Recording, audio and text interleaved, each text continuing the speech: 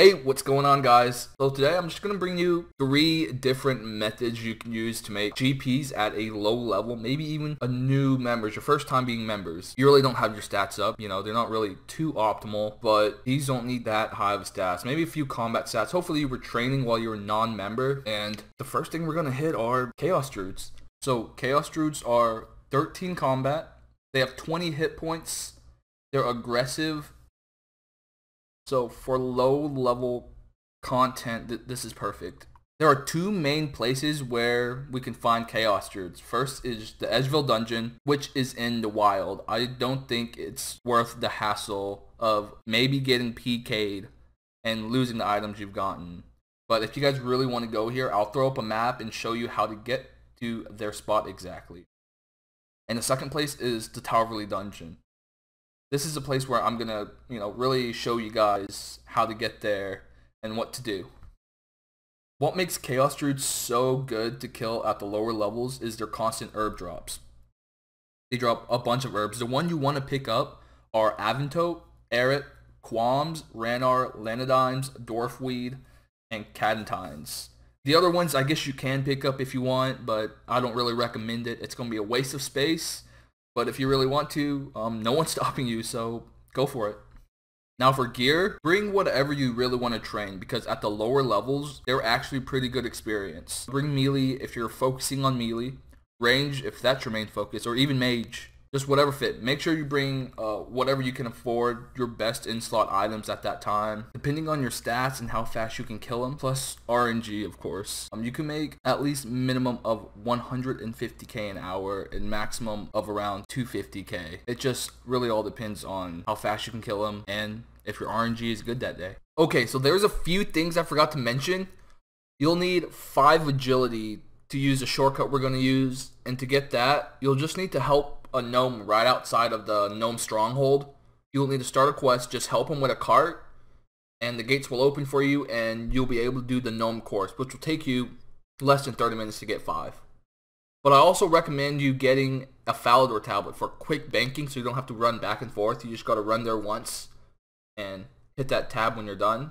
I also forgot to mention Mithril Bolts, Nature Runes, and Law Runes are other items that you want to pick up. They'll just build up over time because they're stackables.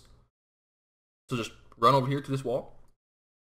If you have 5 agility, or after you got 5 agility, hop over. We're going to run northwest for a little bit.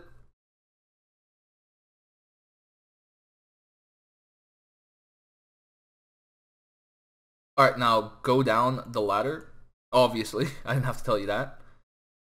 And I'll speed up the clip here while I'm running there, but I did pull up a map and drew an arrow there, but if you guys want to watch this, you can too. So these suit of armors will be usually on the side here, and if they're not activated, they will stall your action. But just keep clicking on the door and you'll be able to go through. Run whichever way you want, this way, through the middle. Through the middle is probably the quickest.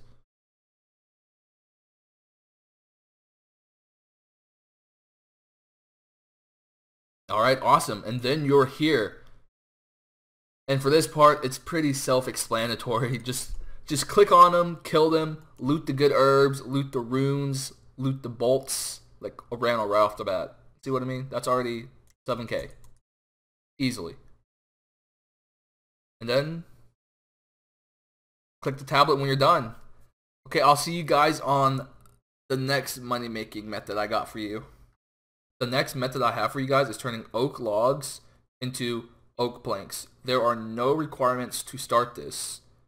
And each oak log you have, it's going to cost 250 GP to turn into oak planks.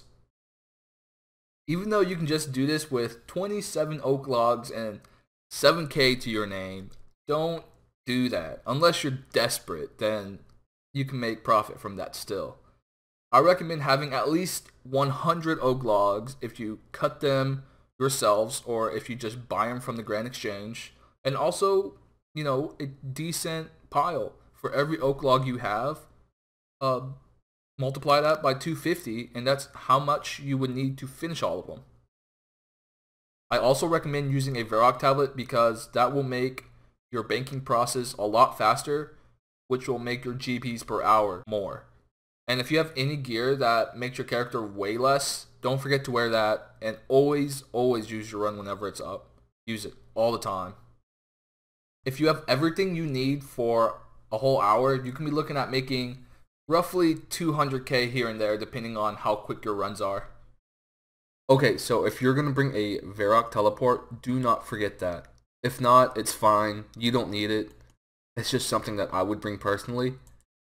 You're going to need your cash stack. Follow where I go. I'll probably speed this clip up. It's super easy to get here. No one should get lost.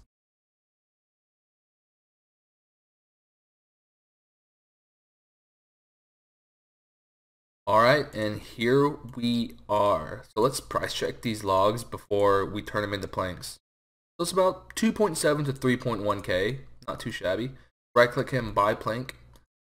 Make all the oak planks. If you price check this, it's going to be 13.5k. That's pretty crazy, considering that, you know, we spent about 10k overall. So you made about 3 to 4k profit, depending on how the prices are. So hit the teleport if you have a teleport. If not, just walk all the way back. That's fine too. But I recommend investing in teleports because it'll make your runs a lot quicker. Alright guys, just do that same thing over and over and you're good. You have it down. I have one more method to show you guys. And the last method I have for you guys is Blast Furnace. I know this isn't a secret, but I think it's just super good that you can make money and also get smithing experience. If you need to do the first two methods first, go ahead and do that because you do need a decent amount of money to do this. And I'll tell you why in a second. But we're going to be focusing on iron bars, which need a level of 15 smithing to get. Pretty easy to get that. You can do a quest, the Night Sword, that will get you 31 after you finish it. And you can make steel bars at that point. But we're just going to be focusing on iron bars because it still makes you a decent amount of profit. You're also going to need your ores, a water bucket to cool down the bars after your ores are smelted, and at least 60k in your coffer if you're going to stay there for an hour.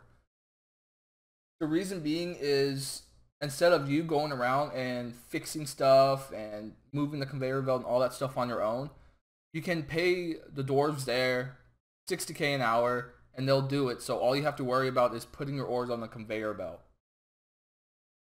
You'll also need to do this on world 358 or 386 to be able to use the dwarves. A few things I recommend is a stamina potion so you can keep that run energy up constantly so you don't have any downtime walking, which will maximize that profit per hour. If you're doing a different type of bar, use a coal bag. And ice gloves are also useful here because that will take out the need for the water bucket. Depending on how much effort you're putting into it, iron bars can make you about 200 to 240k an hour. Okay, so I almost forgot one of the most important things, which is unlocking Blast Furnace. You'll need to go to the Kilogram entrance, which I'll throw up a map to show how to get there.